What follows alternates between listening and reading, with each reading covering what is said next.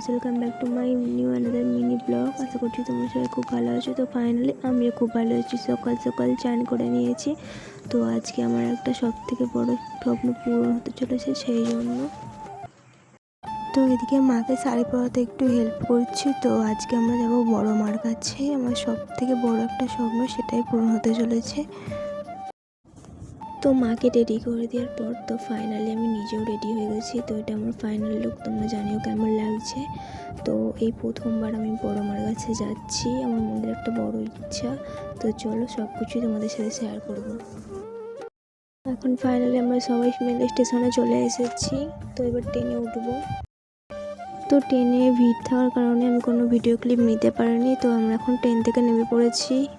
তো তারপর আমরা চুঁচুড়ো লঞ্চ ঘাটে চলে এসেছি। যেহেতু আমরা চুঁচুড়ো দিয়ে এসেছি, তো এখান থেকে লঞ্চে করে যাবো বড় মার কাছে।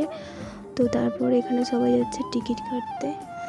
তো তারপর আমরা লঞ্চে উঠেও পড়েছি। লঞ্চে উঠে আমি একটু গঙ্গার ভিডিও করে নিচ্ছিলাম। দেখেছি গঙ্গাটা কতটা সুন্দর লাগছে, তোমরা ভাবতেও পারবে না।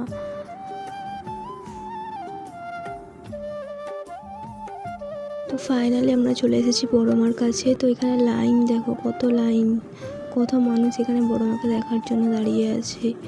এটা আমারও একটা সব থেকে বড় মনের ইচ্ছে ছিল যে আমি বড় মার কাছে আসবো। ফাইনালি আসতে পেরেছি। তো ফাইনালি আমরা বড় মার মন্দিরের সামনে চলে এসেছি। তো আমি একটা কথা শুনেছিলাম যে বড় মা যদি না চায়, তুমি হাজার চেষ্টা করেও বড় মার কাছে আসতে পারবে না। তো ফাইনালি আজকে বড় মা চেয়েছি, তাই হয়তো আমি বড় মার কাছে আসতে পেরেছি। তো ফাইনালি আমরা এখন মন্দিরের ভিতরে ঢুকে পড়েছি। এখানে প্রচণ্ড পরিমাণে ভিড়। তো কত হাজার হাজার মানুষ এখানে মাকে দেখার জন্য ছুটে ছুটে আসে দূর দূরান্ত থেকে। মানে কি কাউকে কখনো ফেরান না, মানে কি সবার মনে সব কামনা পূর্ণ করেন, এটাই শুনেছি। জানি না মা আমার মনের ইচ্ছে পূর্ণ করবেন কিনা। এখানে আমরা দাঁড়িয়েছিলাম মাকে পুজো দেবো বলে। তো এখানে সবাই মায়ের ছবি ভিডিও করছে। তো তারপর আমি মাকে আমার মনে সব কথা জানালাম এবং মাকে সুন্দরভাবে পুজো দিয়ে বাড়ি চলে এলাম।